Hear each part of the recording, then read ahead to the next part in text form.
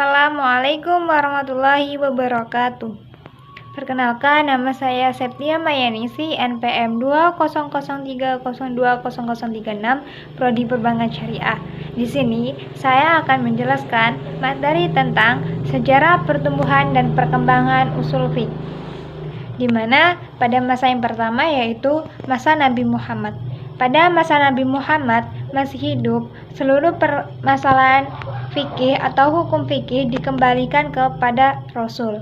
Namun, terdapat dari para sahabat yang menggunakan pendapatnya dalam menentukan keputusan hukum. Secara teori usul fiqh telah digunakan oleh para sahabat, walaupun pada saat itu usul fiqh masih belum menjadi nama keilmuan. Salah satu teori usul fiqh adalah jika terdapat permasalahan yang membutuhkan kepastian hukum, maka pertama mencari jawaban dalam Al-Quran lalu hadis. Jika tidak terdapat di kedua sumber hukum Islam tersebut, maka dapat berijtihad. Yang kedua yaitu pada masa sahabat. Semenjak Nabi wafat, pengganti beliau adalah para sahabatnya.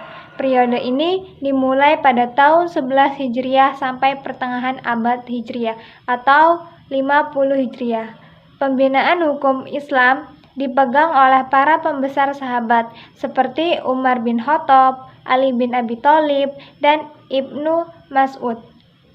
Pada masa itu, pintu ijtihad telah mulai berkembang.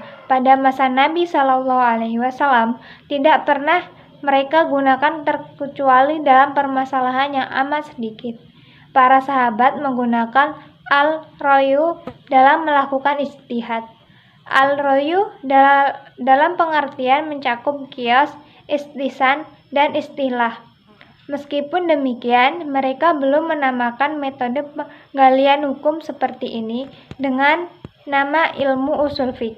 Namun, secara teori, mereka telah mengamalkan metode ini.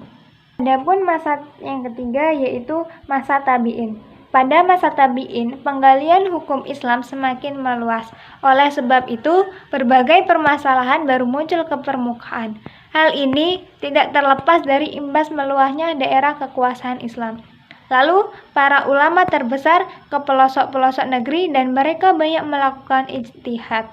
Selain itu, juga disebabkan orang-orang non-Arab yang banyak memeluk Islam. Periode ini terdapat pengembangan dari metode yang telah digunakan para sahabat, tokoh-tokoh dan pembesar tabi'in yang fatwa, antara lain Sa'id bin Musayyab di kawasan Madinah dan Ibrahim al-Nakha'i di kawasan Irak. Sebagian besar pijakan di dalam proses berijtihad dalam membiarkan fatwa. Mereka mengembangkan dan menambah dari berbagai metode yang pernah dirintis oleh sahabat, seperti qaul sahabi, fatwa sahabat. Namun demikian, ilmu usul fiqh pada periode ini juga masih belum terbukukan. Adapun masa yang keempat yaitu masa tabi'in pada periode imam mazhab. Pada periode ini, metode penggalian hukum bertambah banyak, baik corak maupun ragamnya.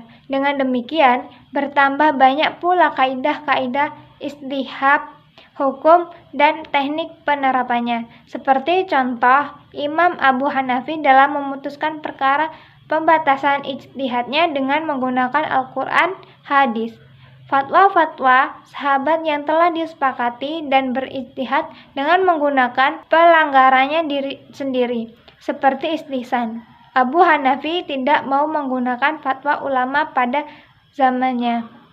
Pada periode inilah usul fiqh dibukukan. Ulama pertama yang merintis pembukuan ini adalah Imam Syafi'i, ilmuwan kebangsaan Quraisy. Adapun yang kelima yaitu pasca Imam Syafi'i. Pada masa Imam Syafi'i, usul fiqh semakin berkembang pesat dan meluas dengan berbagai corak dan ragam. Berbagai buku usul fiqh yang diterbitkan. Misalnya, kitab Al-Burhan fil Usul Fiqh Kitab Al-Burhan fi Ushul Fiqh merupakan salah satu kitab karya Imam Al-Juwaini atau biasa dikenal dengan sebutan Imam Haramain. Kitab ini menduduki posisi yang signifikan sebagai salah satu kitab yang orisinil di dalam pembahasan teori jurisprudensi mazhab Syafi'i.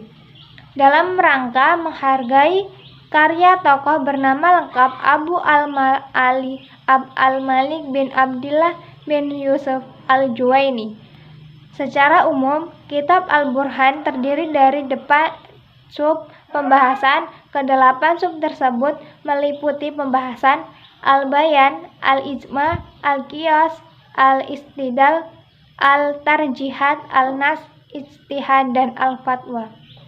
Tidak hanya kitab Al-Burhan saja, tapi masih ada kitab-kitab yang lainnya seperti Al-Mustasaf, Al-Ghazali, Al-Masul fil Al-Usul, Fakhruddin Al-Razi, Ilmu Usul Al-Fiqh, Abdul Wahab Khalaf. Mungkin hanya itu materi yang saya sampaikan. Kurang lebihnya saya mohon maaf. Saya akhiri. Wassalamualaikum warahmatullahi wabarakatuh. Kamu baru lulus SMA atau SMK? Masih bingung mau menentukan kuliah di mana? Atau bahkan galau antara kerja atau kuliah? Kita punya solusinya. Mari kuliah di IAIN.